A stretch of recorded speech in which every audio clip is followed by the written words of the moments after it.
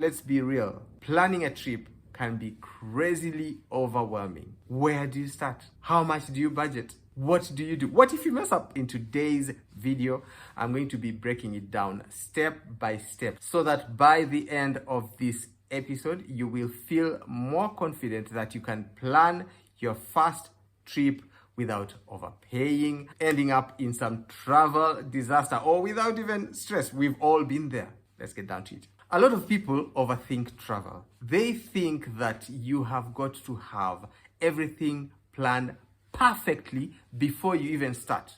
Well, let me just tell you, travel isn't about perfection. Travel is about the experience. When I started planning for our first travel, I was thinking I have got to have everything sorted perfect. I was worried about making the mistakes, but mistakes do happen.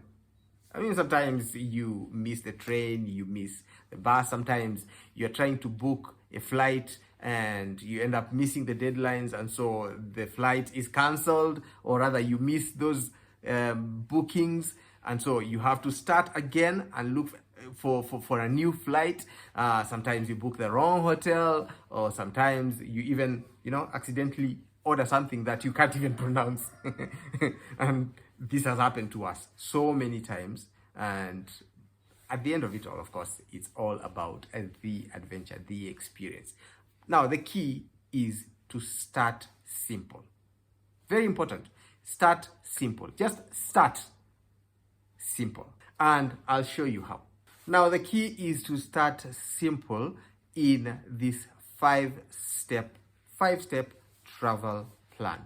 First thing is you have got to pick your destination. If it's your first time, of course, there's so many destinations and you're just wondering, how do I go about? The best way to do is check on Google, ask friends. There are many people who've traveled, and I'm sure you've got friends who have traveled the world, and there's also a wish list. So people, of course, go through this wish list and they think, okay, I like this country, I like that country. Some other people, what are people saying about these countries? The reviews on Google, what do they say about the countries, the specific destinations that you are planning to visit or that you would like to visit? And then also set your budget. That's number two, set your budget. If you look through a lot of things, they will tell you that the cost of the flight, the cost of living in these places is this much. On many occasions, I have had to look through different countries, places, budgets. I've had to look through all this, try and figure out how much would transport cost, how much would accommodation cost, how much would food cost, how much would flight cost. All those things, you have to look at them in perspective. And if there's somebody who has traveled to that country and that they have done it, then you can also engage them and ask them those questions. But these days, it's become so much easier because with AI, you can get a lot of recommendations and it can do the work for you in terms of doing that research. So doing the research is key thing. Then after that, you have to book your flights. If you look at websites like Kayak, cheap flights, you can check around on Google and you'll have the websites that talk about the cheap flights. So you can choose from there, and then after that you go direct to the website that offers those services, in other words, the airline website. And from there, they can give you the different rates. You can check. And in terms of group booking, of course, you have got to get in touch with the airline directly. I'm not against agents or anything, but you find that sometimes agents will give you a rate that is very different from the airline. Sometimes you'll find that the airline will give you a better deal, especially if you are doing a group travel. So you contact the airlines directly, but if you're happy to work with agents, well and good, they can organize the trip for you.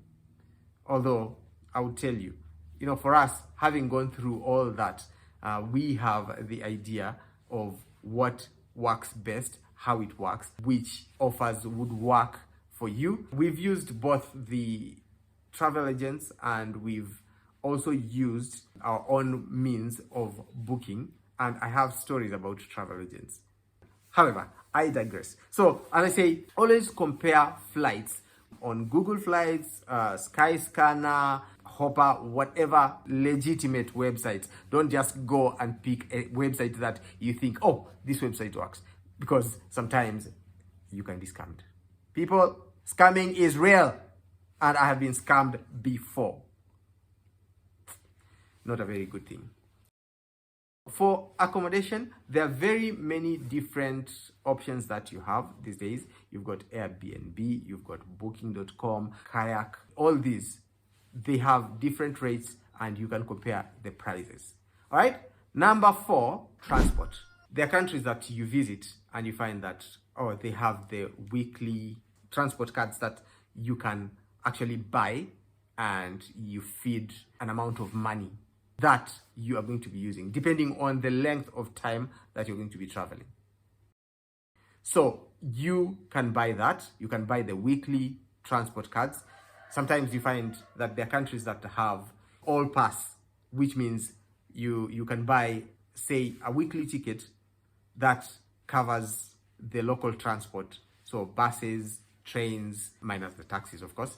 But, you can travel around the city or the city by using that card, and you don't pay anything extra. Sometimes it's much cheaper doing it that way than going and paying for every trip that you get on.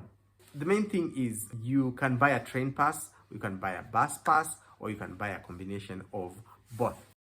Apps like Google Maps, Grab, Uber, all these apps that you have, they will save you a lot of stress and a lot of time as you travel around, as you navigate around the city. Because you find that it's so much easier to know your places ahead of time, and you have your companion as the app. So it's important that you keep apps, you download your apps before you travel, because they will help you navigate through a lot of things. Number 5 is make a loose itinerary. Do not over plan, because plans do change. And I've done this so many times, people, that you will find that sometimes you plan and you put so many things on your itinerary and you end up doing almost half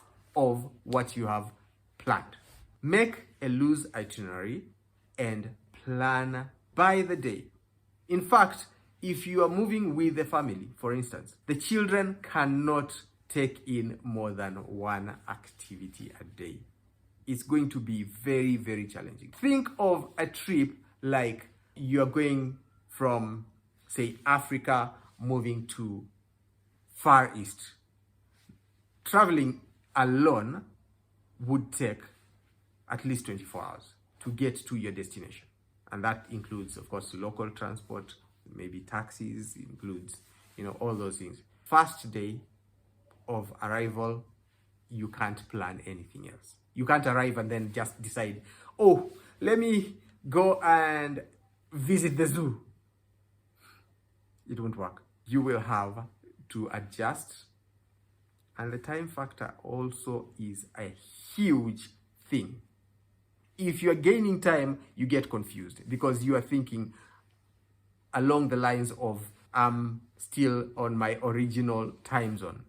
And so to adjust to that alone takes at least a day. And then before that, you've got to settle, you have got to do so many things. You've got to rest, you have got to think about food, you've got to think about, so many things. At the end of that day, you are exhausted. Rest, very, very important. Then on that day after is when you can start simple exploration, not, a huge trip. For instance, if you are taking a trip to Japan from, say, Kenya or any part of Africa, for that matter, it's always important to think, how long a trip should I take?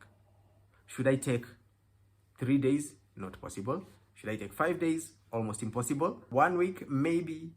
But a good time to explore and discover, a place that is really far, is you start from 9 days, 10 days, 11 days, 2 weeks. That would be good, because there is so much to see in different countries. Well, of course, there are some countries that it will take you 5 days and you're done because you don't get to see anything much. But those are things that you have to be aware of as you're planning and see what can be seen. There are so many offers that come with that traveling. Those are things that you need to look out for. And I'm going to be talking about them in our next couple of episodes.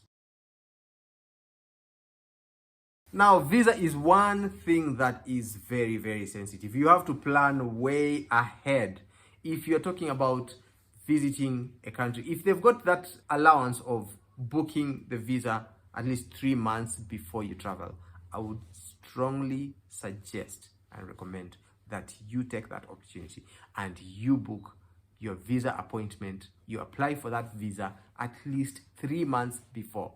It happened to us, personal story, which I am going to tell you so that you are aware of what happens. We had a group of children, again, traveling abroad, and we applied for this visa. And some students brought in their documents. Actually, the parents sent their documents too late. Maybe about a week to travel, or a week and a half, something like that. Very, very close to travel. And imagine we took those documents and were told, you are cutting it too close. You have to pick your passports on the day you are traveling. Imagine. Ooh. We get on the bus with the students. We travel to the embassy and we start getting those passports, and then shock onto us. Some students were denied visas. No! Let that sink. Now imagine, you have booked the tickets, you are on your way to the airport, and the students have been denied. Some of them have been denied visas. What do you do? Well, I'll be talking about all these things in the future episodes. So stick with us. And if this is your first time you are meeting us, my name is Nick, and we love to travel as a family. And here in this channel, we give you tips and tricks and give you all the information on how to plan your trip without breaking a sweat and overspending. And of course, if you found this helpful, hit the subscribe button, like, share with a friend, push them if they're thinking of starting to travel, or they're thinking, how do we go about doing this? Well, share with them so that they can get a couple of tips. And I hope this is helpful for you. We'll see you in our next video. Peace.